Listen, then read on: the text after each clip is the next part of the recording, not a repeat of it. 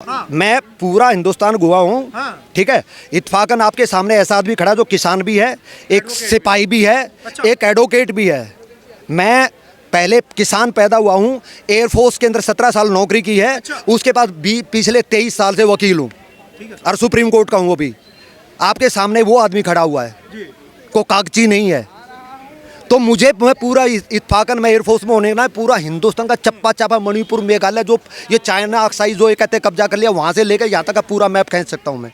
अब इसमें ट्रैक्टर जो चल रहे हैं, ये जो ट्रैक्टर की रैली देखो, सबके मोबाइल के अंदर दुनिया भर की सोशल मीडिया पर आई हुई होंगी। उसमें से एक ट्रैक्टर भी दिखा दो जो 10 साल पुराना हो, सब के सब ब्रांड न्यू ट्रैक्टर हैं। कहाँ से, अगर किसान गरीब है तो ट्रैक्टर कहाँ से आ गया? और वो कहते हैं वो 1 लाख ट्रैक्टर खड़े हुए हैं। वो ट्रैक्टर जो है अरुण के ऊपर भाई साहब 2-2, 3-3 लाख के तो म्यूजिक सिस्टम लगा रखे। कोई भी मेरा ट्रैक्टर ऐसा नहीं जिसको म्यूजिक सिस्टम नहीं लगा हुआ हो, किसी कार में म्यूजिक ठीक है। और उसके फॉर्च्यूनर के पीछे ट्रॉली लगा रखी है। 60 लाख की कार के पीछे साला ट्रॉली घैंस रहा है उसको बंदे को। इसका मतलब उसके बंदे के पास कितने पैसे होंगे?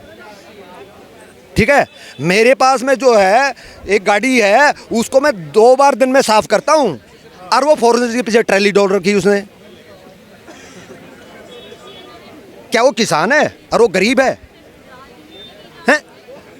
और पंजाब और हरियाणा में अब गरीबी मेरे को समझ में नहीं आ रही। किसी भी घर में जाके देख लो, 2014 के अंदर जिसकी मोटरसाइकिल थी उसमें कार आ गई, छोटी कार थी या SUV आ गई। किसी भी हरियाणा पंजाब के किसी भी, मैं गांव में गांव मेरा बेस है। मैं मेरे ख्याल में हफ्ते नहीं, मैं तो 2 हफ्ते के अंदर मैं गांव में जाता हूँ, रह के आता हूँ वहाँ पे। मेरे को मैं रोहतक डिस्ट्रिक्ट से हूँ, मैं हरियाणा से किसान, बेसिकली किसान भाई। इसलिए मैं कह रहा हूँ, मैं कोई हवा के कागजी किसान नहीं हूँ मैं, कि मैं जो बात कर रहा हूँ मैं ग्राउंड की रियलिटी में बात कर रहा हूँ। पढ़ा हुआ हूँ, लेकिन इसलिए मैंने तीनों कानून पढ़े हुए हैं। तीनों कानून अगर वो बन जाते ना, हिंदुस्तान के किसान को पता नहीं कहाँ पहुँचा देती। उस कानून के अंदर ऐसा था कि कॉरपोरेट भी या जो भी कंबाइंड वो करते। आज के दिन मेरे पड़ोसी ने गेहूं बो दिया, मेरे पड़ोसी ने सरसों बो दी, उसका इतना बढ़िया फसल होगी, अगले दिन मैंने भी बोल दिया। यहाँ पे लोग जो ना चलन देख के फसल बोते हैं, जबकि अगर वो कॉरपोरेट लार्जर स्केल में होगी तो उसके अंदर ये देखा जाएगा, उनके पास रिसर्च टीम होगी। वो ये देखेगी इजराइल में किस चीज़ की जरूरत है, यूक्रेन में किस चीज़ की जरूरत है, टर्की में किस चीज़ की जरूरत है, USA में किस चीज़ की जरूरत है, UK में किस चीज़ की जरूरत है। वो मार्केटिंग सर्वे करेंगे, वहाँ पे किस चीज़ की जरूरत है वो चीज़ बोएंगे। ठीक है, आज के दिन हरियाणा और किसानों ने दे आर द, एक तरह से मैं देखो, मैं बहुत हार्श वर्ड बोल रहा हूँ, दे आर द क्रिमिनल बोल रहा हूँ। और कारण बताऊंगा क्यों। मैं कोई भी मेरे मुंह से निकला हुआ शब्द मैं कॉन्शियस के साथ बोलता हूँ। वहाँ पे कैन यू बिलीव इट, बथुआ और जो खरपतवार हो उसको भी जलाने के लिए पेस्टिसाइड डालते हैं। उन्होंने जमीन को जहर बना दिया है। वो क्रिमिनल अपने भी परिवार के क्रिमिनल हैं, क्योंकि पंजाब के अंदर हर तीसरा आदमी कैंसरस है। आपको पता है? पंजाब के अंदर जाके देखो, कैंसर से वो चल रहा है। ठीक है, तो वो क्यों हो रहा है? उन्होंने अगले आने वाली जनरेशन के लिए बहुत बड़ा पाप कर रहे हैं वो ये करके। यहाँ पर 30 मन गेहूं होता था, वहां 50 मन गेहूं कर रहे। क्या साला, जहां पर 4 कट्टे खाद के डालने वो 8 कट्टे डाल रहे हैं। आप आने वाली जनरेशन को भी बर्बाद कर रहे हैं। और फिर अगर जो ना वो दूसरे वाला जो मैं कह रहा हूं, जो सर्वे करके वो फिरते, तो वो इजराइल में या रसिया में या कनाडा में उसमें जो गेहूं जाने वाला, तो वो इतनी खाद वाला नहीं लेंगे वो लोग। वो बाकायदा टेस्ट करते हैं।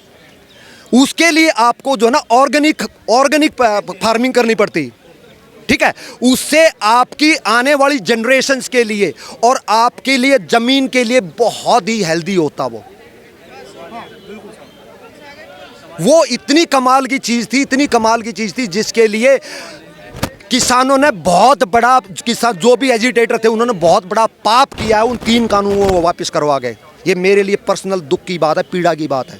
चलिए साहब, आपकी बात सही है। आपने कहा कि MSP में इतना बड़ा पंगा है कि अगर सरकार लागू कर दे इसको, कोई भी सरकार नहीं ला सकती।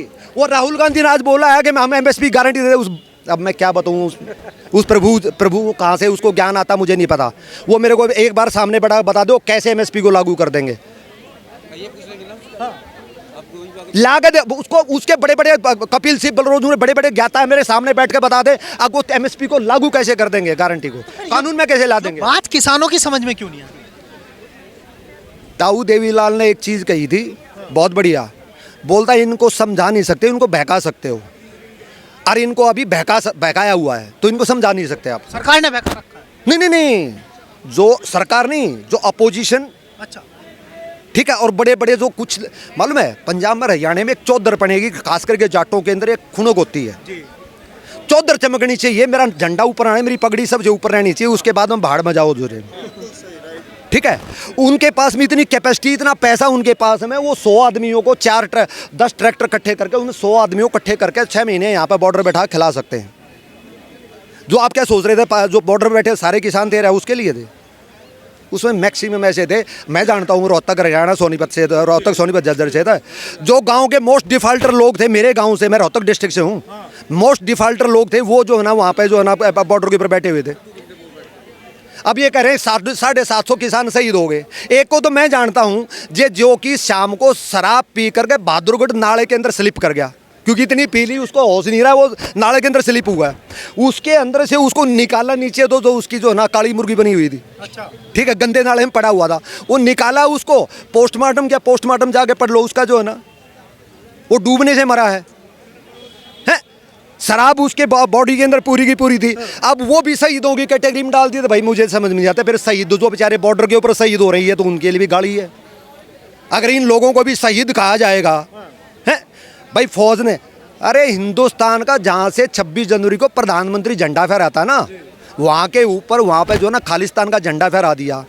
लेकिन दिल्ली के होम मिनिस्टर ने, हिंदुस्तान के होम मिनिस्टर ने और हिंदुस्तान के प्रधानमंत्री के सख्त आदेश थे कि किसी भी किसान नाम, क्योंकि चाहे वो किसान हो या ना हो, लेकिन नाम तो किसान का चल रहा है ना, कि उसको डंडा भी नहीं मारना है। तो क्या लग रहा है आपने देखा होगा कि कितनी वो उसकी जो लाल किले के चारों तरफ जो कितनी गहरी 20-20 फुट 25-25 पुरानी डिच है, उसके अंदर सिपाही जो ना पुलिस के फौज इसके जो ना दिल्ली पुलिस के सिपाही बेचारे जंप कर करके अपनी जान बचाई है, लेकिन किसी ने भी उनके ऊपर डंडा नहीं उठाया। और फिर ये कह रहे हैं कि किसान मरवा दिए 750। अपनी आंखों पर विश्वास करो, अपने दिमाग पर विश्वास करो, परमात्मा ने दिया है, किसी गधे पर विश्वास मत करो। क्या लग रहा है कि ये वास्तविक आंदोलन है एक सुनियोजित आंदोलन? ये तो पॉलिटिकल है, मैं बता रहा हूँ ना।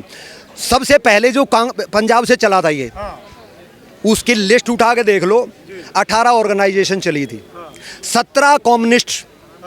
और कम्युनिस्ट आपको हर किसी को पता है, वो इस हिंदुस्तान बेड़ा गर्क हो जाए, उनकी रोटी चलती है खूंटा ठोकने से, ठीक है ना।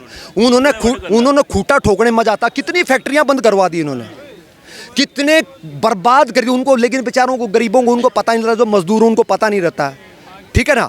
उसको तो 17 चले थे, एक 18वीं जो ऑर्गेनाइजेशन थी वो थी आड़तियों का प्रधान, जबकि वो तीनों कानून आड़तियों के खिलाफ थे।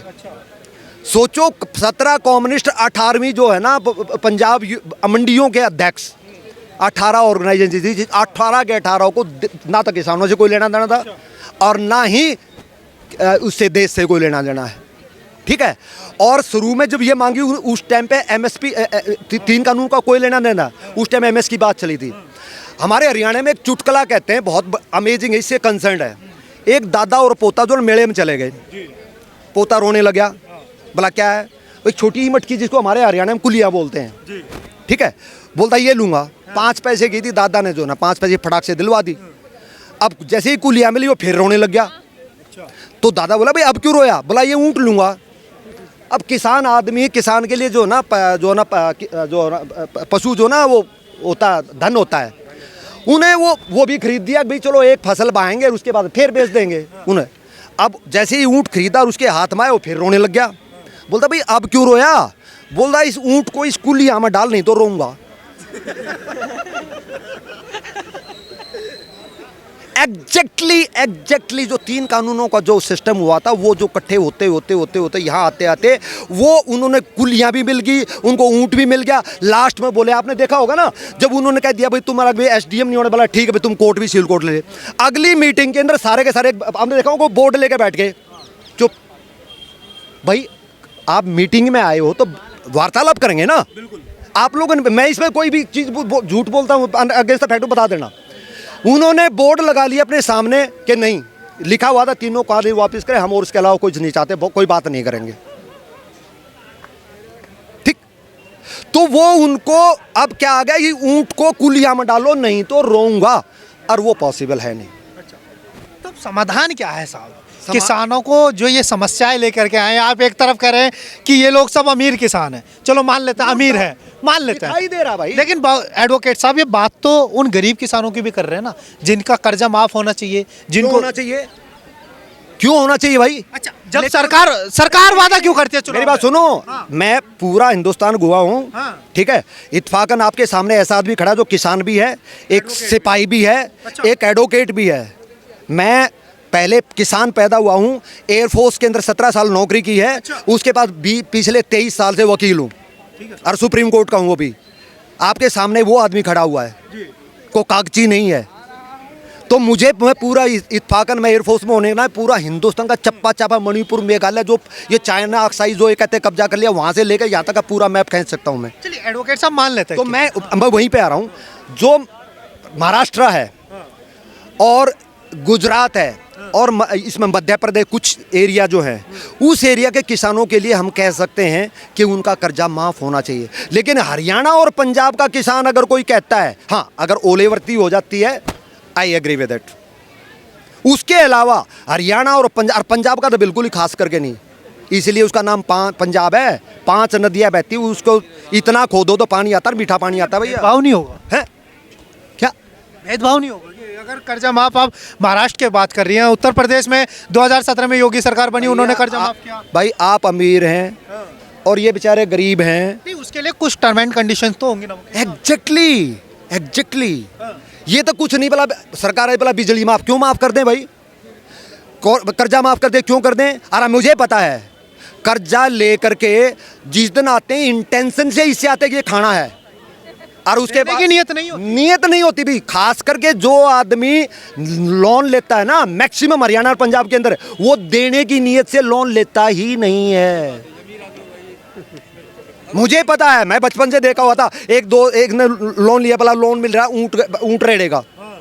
वो बंदा रेडा किसी का खड़ा किया, एक दूसरे गांव से ऊंट लेके आया, उसको दिखाया, फोटो खिंचवाए, लोन ले लिया, ऊंट उसका वापस गया, रेडा उसका वापस गया, पैसे खा गया। ये तो मैंने अपनी जिंदगी के जो नहीं गए। तो उस बंदे का फिर कल को लोन माफ करो, ये मुझे तो समझ में नहीं आता भाई। कल बैसाखी है भैया, वो जो मांग लेकर के आ रहे हैं उसमें गलत क्या है? मांग ठीक कौन सी है? भाई एमएसपी की मांग कर रहे हैं, किसान के कर्जा माफी की बात। आपको समझ में एमएसपी क्या होती है? हाँ समझाइए। एमएसपी अगर जिसने कहते हैं वो जो ना एक्ट के अंदर लेके आओ, ठीक है, एक्ट में कानून उसमें एक्ट में डालो। अगर वो एक्ट आ गया, 1 मिनट मान के चल लिया, वो एमएसपी गारंटी दे दी 500 रुपये क्विंटल के हिसाब से दे दिया। फिर पूरा हरियाणा अच्छा, उसका एमएसपी में क्या है कि एक एक दाना गवर्नमेंट को खरीदना पड़ेगा, ठीक है, वो कानूनन हो जाएगा। उसके लिए कोई वो नहीं है। मान ले पूरा हरियाणा, पूरा पंजाब, राजस्थान, मध्य प्रदेश, पूरे हिंदुस्तान के सब ने गेहूं बो दिए, ठीक है, 1 मिनट रुकें, कोई बात नहीं, गेहूं बो दिए, ठीक है। और अब कानून ये कहता है कि सरकार को एक दाना खरीदना है। भैया सरकार के पास में अभी ही जो जरूरत होगी उतना ही तो खरीदेगी। अगर कानून बना दे एक दाना खरीदेगा, कहाँ रखेंगे? पहली बात, आज के दिन भी एमएसपी जो, अगर किसान गाँव के बैकग्राउंड में जानने वाले लोग हैं, जब गेहूं की खरीद होती है, धान की खरीद होती है ना, उसके बाद में एफसीआई गोदाम से बाहर मंडी के अंदर ही तिरपाल ढक करके डाल के रखते हैं। वो कई महीने तक वो बरसात आ जाती है ऊपर, इसके बाद में वो सड़ जाते हैं गेहूँ। 1/4 गेहूँ जो ना सड़ जाता है विदाउट शॉर्टेज ऑफ उसके बने, और फिर उसका यूज़ कहाँ होगा? सबसे बड़ी बात है। और जब सारी की सारा एक दाना अगर गवर्नमेंट ने खरीद लिया, पूरा पैसा था आपने गेहूं खरीदने में लगा दिया, फिर फौज की सैलरी, पूरे जो डेवलपमेंट में ये रोड बनने लग रहे हैं, ये हवाई अड्डे बनने लग रहे हैं नए, ये कहाँ से बनाओगे? एक ही चीज़ में आपने दे दिया, पैसे कहाँ से लाओगे भाई? कॉमन दिमाग सोचो ना।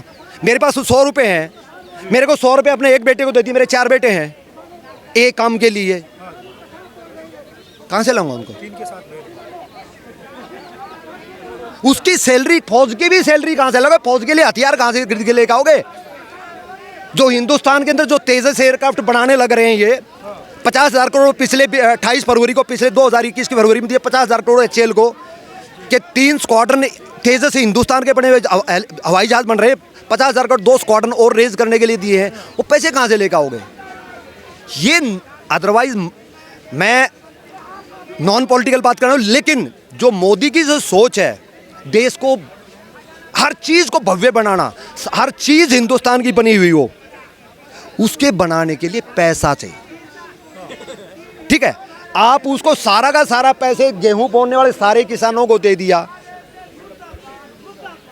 इसको मेंटेन कैसे करोगे? इस मेट्रो को, रेल को, हवाई अड्डों को, इनको मेंटेनेंस कैसे करोगे? सारे रोड टूटे फूटे गड्ढे पर चलोगे? क्या बात कर रहे हो यार? Has use your common sense. सोचा इस एंगल से नहीं, बस उठा लिया झंडा,